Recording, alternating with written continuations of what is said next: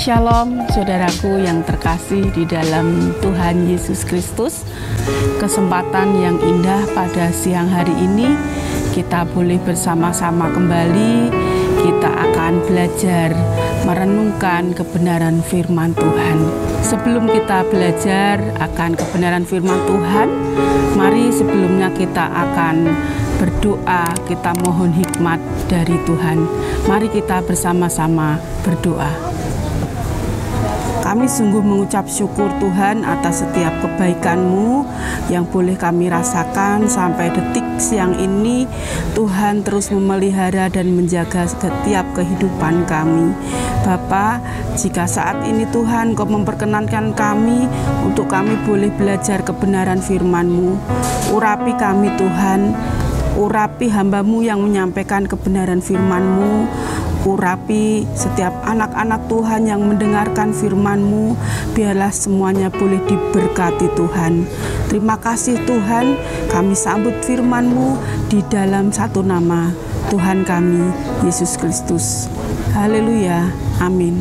Firman Tuhan pada siang ini kita akan belajar bersama-sama dari kitab Nabi Yesaya. Kitab Nabi Yesaya pasal yang ke-7 ayat yang ke-10 sampai ayat yang ke-16. Demikianlah firman Tuhan. Pemberitaan mengenai Immanuel. Ayat yang ke-10.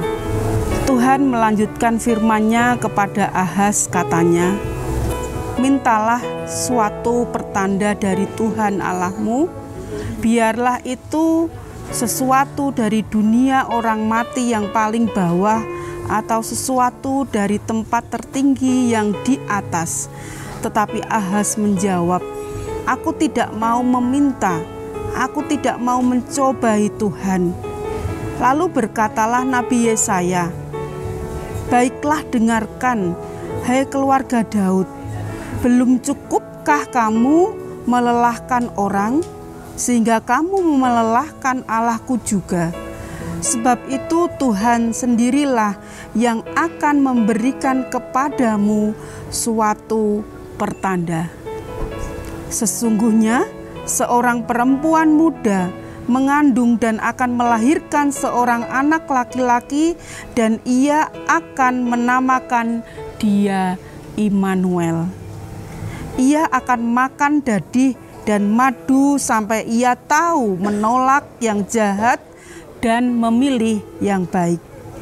Sebab sebelum anak itu tahu menolak yang jahat dan memilih yang baik, maka negeri yang kedua rajanya engkau takuti akan ditinggalkan kosong. Demikian jauh kebenaran firman Tuhan yang kita akan gumuli bersama-sama. Pertanda dari surga. Sebuah pertanda akan dinyatakan tentunya memiliki sebuah maksud dan tujuan. Kalau kita melihat di atas sana sedang ada awan yang hitam, kita tentunya tahu sebentar lagi akan datang hujan. Dan kalau kita ingin bepergian, saudaraku, tentunya kita harus mempersiapkan segala sesuatunya agar kita tidak kehujanan. Kita bisa bawa payung, kita bisa bawa jas hujan, atau lain sebagainya. Begitu juga halnya dengan Allah. Jika pertanda dari surga itu akan diberikan untuk kita semua, tentunya Allah memiliki sebuah maksud dan tujuan tertentu yang akan dinyatakan bagi kita. Saudaraku, pada saat ini kita tadi sudah banyak belajar dari kitab Yesaya pasal yang ke-7 ayat yang ke-10 sampai ayat yang ke-16. Di sini mengatakan bahwa sedang terjadi perselisihan, sedang terjadi perang saudara antara kerajaan Israel yaitu kerajaan bagian utara dan juga kerajaan Yehuda, kerajaan bagian selatan. Perang saudara ini, saudaraku, menyisakan kebencian, menyisakan dendam yang sangat mendalam. Kebencian dan dendam itu terus ada di dalam hati mereka berdua. Pada saat itu, Raja Ahaz, raja yang memimpin kerajaan Yehuda, mendengar kabar kalau Raja Israel sedang berkoalisi dengan kerajaan Aram, ingin menyerang kota Yehuda. Yang dialami oleh Raja Ahaz saat itu, Raja Ahaz merasa kebingungan. Raja Ahaz merasa takut akan gertakan yang mereka dengarkan ini. Saudaraku, Raja Ahaz, di tengah kebingungannya ini, Allah ingin menguatkan hatinya. Allah ingin meneguhkan iman Raja Ahaz. Allah ingin mengatakan bahwa Yehuda aman dan tentram dalam perlindungan kasih Tuhan. Tuhan mengutus Nabi Yesaya untuk mengatakan, "Hei kamu Raja Ahaz, kamu harus meminta tanda kepada Tuhan agar imanmu dikuatkan, agar imanmu diteguhkan." Tetapi apa yang dilakukan oleh Raja Ahaz, saudaraku? Raja Ahaz menolak apa yang diperkatakan Tuhan melalui Nabi Yesaya. Raja Ahaz pura-pura percaya akan perkataan Nabi Yesaya, padahal di dalam hatinya Raja Ahaz memiliki keinginan untuk meminta tolong kepada Raja Asyur. Bukannya mempercayai apa yang diperkatakan Tuhan melalui Nabi Yesaya, tetapi yang dilakukan oleh Raja Ahaz, dia menolak firman Tuhan. Dia menolak meminta tanda dari Tuhan. Dia memiliki rencana untuk memohon pertolongan dari kerajaan Asyur. Saudaraku, atas ketidakpercayaan Raja Ahaz ini, Allah menyampaikan lagi firman-Nya melalui Nabi Yesaya. Allah tidak ingin Raja Ahaz terus bingung, terus mengambil keputusan yang salah. Tuhan ingin memberikan tanda kepada Raja Ahaz. Pada akhirnya apa yang dilakukan oleh Tuhan? Atas ketidakpercayaan Raja Ahaz ini, Tuhan akhirnya memberikan tanda kepada Raja Ahaz. Tuhan memberikan tanda bahwa akan lahir seorang Immanuel, dari seorang perempuan akan lahir bayi mungil, yaitu Yesus Kristus. Saudaraku, tanda ini, penggenapan janji ini, yaitu bertujuan untuk meneguhkan hati Raja Ahaz. Di samping juga, ini merupakan teguran untuk Raja Ahaz yang tidak percaya akan kuasa Tuhan. Tanda ini juga, saudaraku, ini merupakan harapan keselamatan untuk setiap manusia di dunia ini. Di samping juga, dengan tanda ini, manusia akan menang melawan rasa takut dan kuasa dosa. Berawal dari sebuah pertikaian, menyisakan dendam, amarah, dan kebencian yang mendalam. hingga pada akhirnya di dalam hati kita akan timbul yang namanya akar kepahitan. Kalau di dalam diri kita sudah merasakan akar kepahitan, penyakit ini yang akhirnya menjadi rasa takut, menjadi rasa khawatir, menjadi rasa gelisah untuk memikirkan kehidupan yang sedang kita rasakan. Saudaraku, hingga pada akhirnya apa yang kita rasakan? Kita akan kehilangan yang namanya damai sejahtera. Kalau kita sudah kehilangan damai sejahtera, kita tidak akan pernah mampu untuk mengambil satu keputusan yang benar. Seperti yang dialami oleh Raja Ahaz. Saudaraku,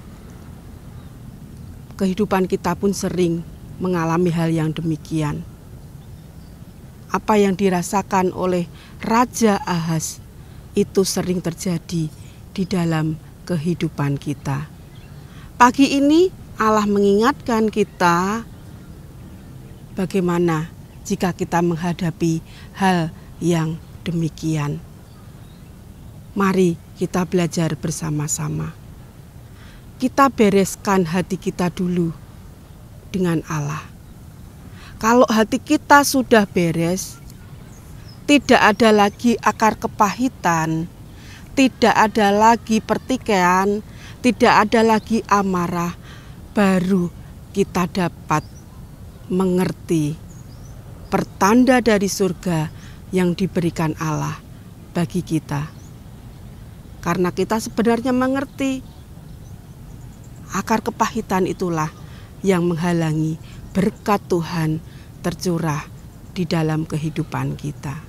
Lalu bagaimanakah sikap kita saat kita mengerti tanda itu diberikan Allah untuk kita?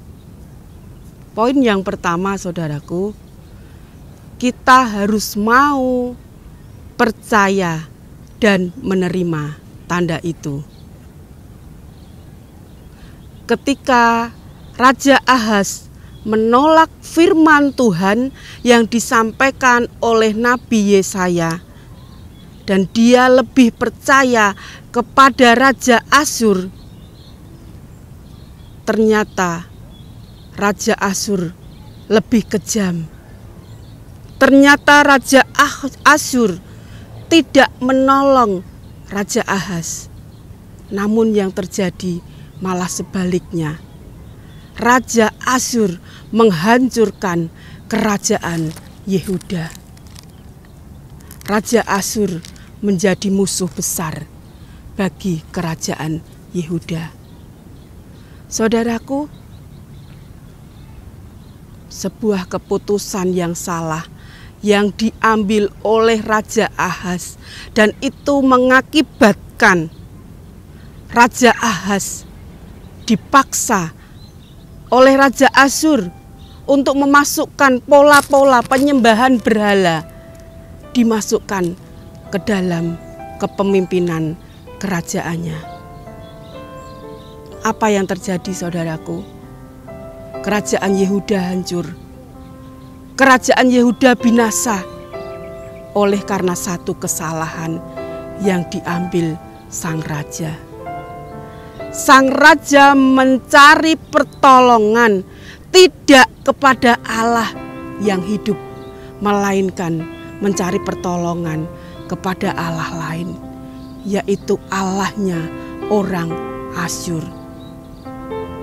Dan hal inilah yang menyebabkan hati Tuhan kecewa, hati Tuhan marah, hingga pada akhirnya kerajaan Yehuda dihancurkan oleh kerajaan Asyur yang berkoalisi dengan kerajaan Babel.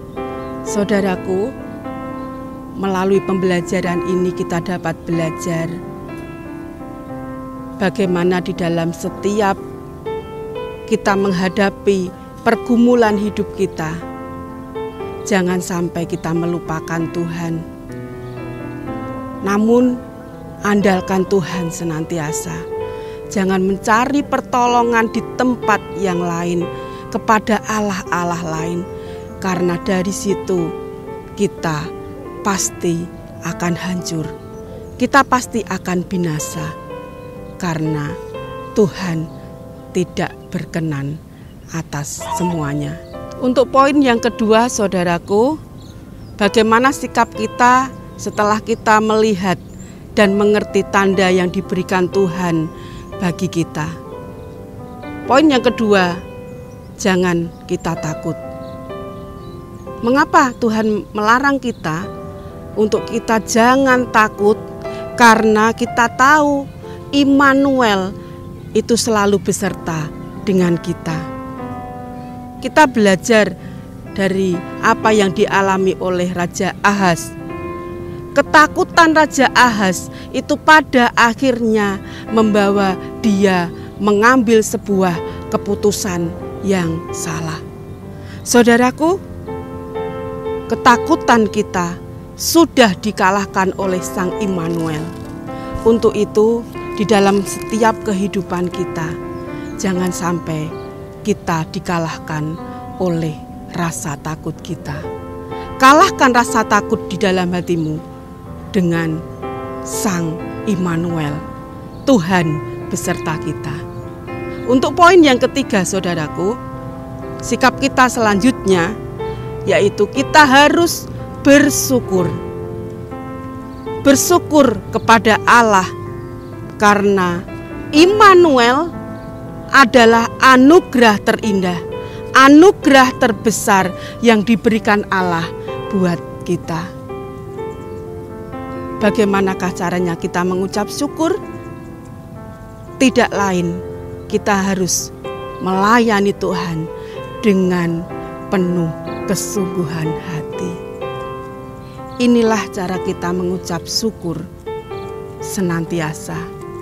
Sebagai penutup, saudaraku,